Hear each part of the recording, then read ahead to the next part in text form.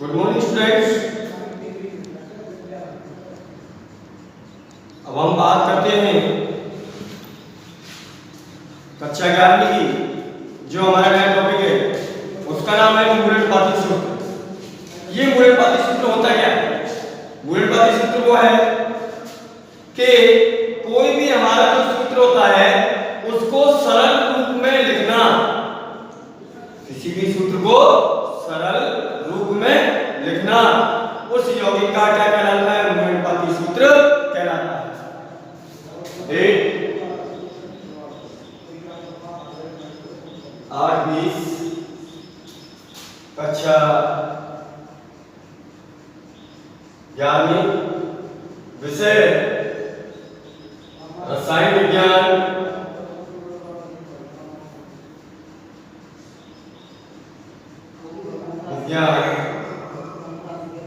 और पाठ का नाम है हमारा पाठ नंबर 1।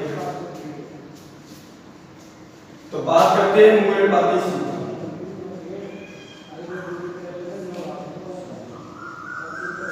वह सूत्र जिसको सरल रूप या अनुपात के रूप में लिखना ही वह उस यौगिक का मूलनपाती सूत्र कहलाता है।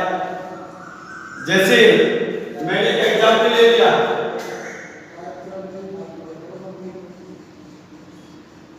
एक कार्बनिक यौगिक, एक कार्बनिक यौगिक में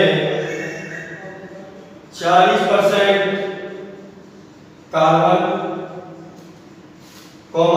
6.6% हाइड्रोजन,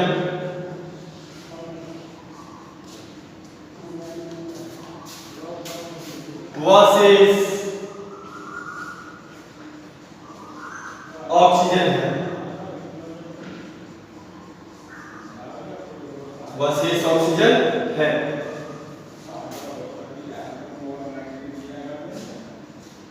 इसका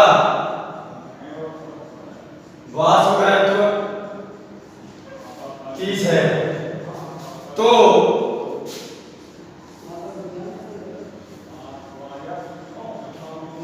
कार्बनिक यौगिक का मूलनपाती व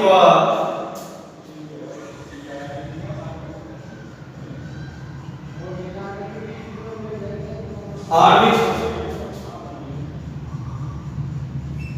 सूत्र ज्ञात कीजिए।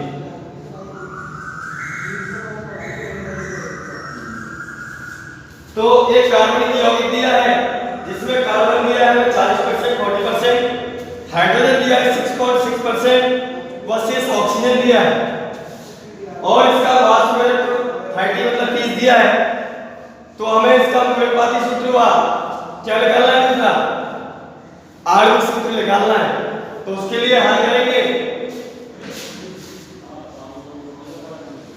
तो हल में सबसे पहले 2-3 कॉलम काट लेंगे।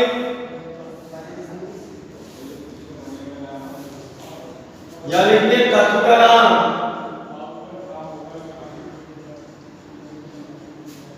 या लिखते प्रतिशत मात्रा,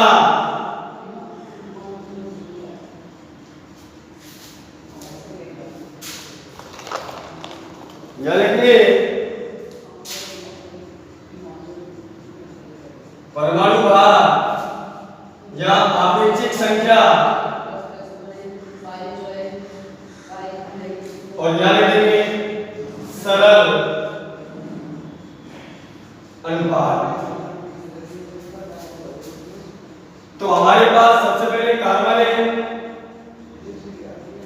हाइड्रोजन है व ऑक्सीजन है।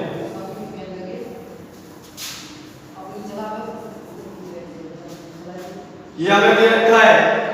तो इससे पहले हमें एक चीज दे रखी है, हमें ये पता होना चाहिए कि शेष ऑक्सीजन है। तो सबसे पहले हमें पता करना होता है कि हमें यह पता होना चाहिए कि कोई भी हमारे पास उसमें हमें पूरी मात्रा या परसेंटेज 100 दे रखी होगी, 100 दे रखी होगी। तो हमें यह मात्रा दे रखी है कार्बन की 40%, हाइड्रोजन की 6% ऑक्सीजन दे रखी है।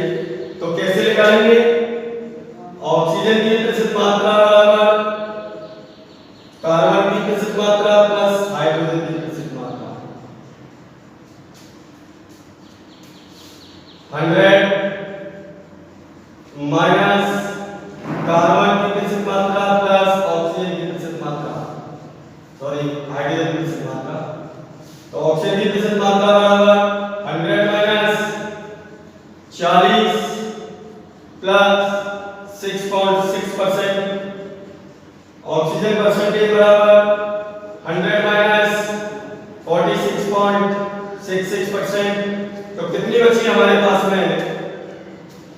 ऑक्सीजन 53.34%। ये तो बची। तो ये हो गई हमारी 33.34%। अब हमें पता है कि कार्बन का परमाणु भार होता है 12, हाइड्रोजन का 1 और ऑक्सीजन का 16 होता है।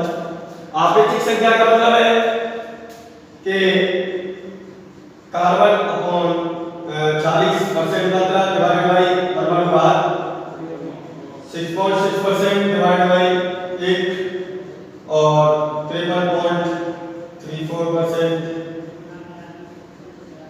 बराबर।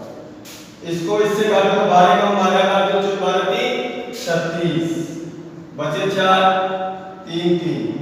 इसको काटो 6.6 और इसको काटो 32 16 3 48। बचे कितने मेरे पास? बचे 48। 5 32 16 3 48। अब मेरी इसका निकल के आ गया। मुझे देखना है इसमें सबसे छोटी संख्या जो है उसका सम में भाग दे देना। तो 3.33%, 6.66 3.3%। दूसरा है मेरा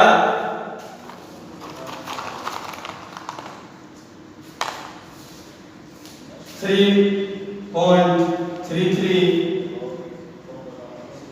अपॉन 3.33%। इससे इसे काटूं एक बार, इससे इसे काटूं दो बार, इससे इसे काटूं तो 3 बार, सॉरी 1 बार। तो यहां लिखूंगा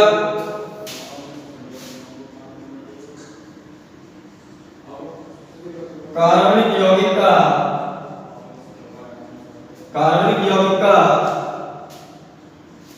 यौगिक में कार्बन अनुपात हाइड्रोजन अनुपात ऑक्सीजन का अनुपात 1:2:1 है। तो कार्बनिक यौगिक का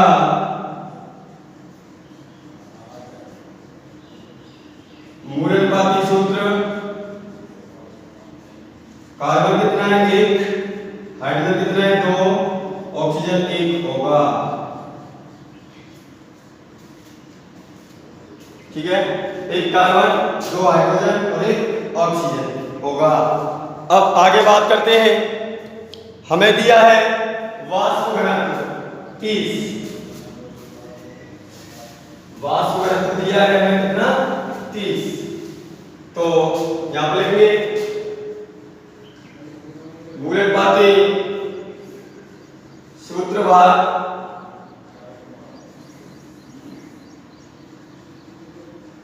द्रव्यमान या परमाणु भार लिखा जाता है, अणु भार CH2O। तो कार्बन 1 है, हाइड्रोजन 2 का 1 होता है, ऑक्सीजन 1 गुना 16 होता है। तो बराबर 12 प्लस 2 प्लस में 16, तो टोटल 30 हो गया। कितना हो गया? 30 हो गया। अब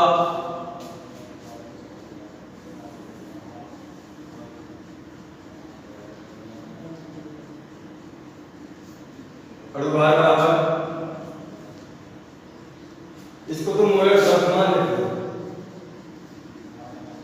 मोलर द्रव्यमान।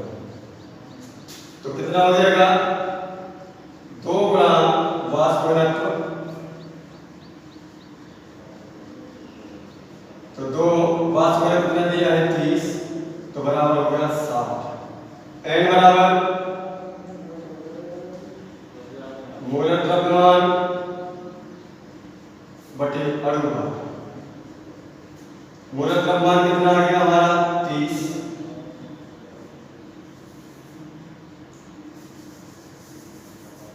अणुभार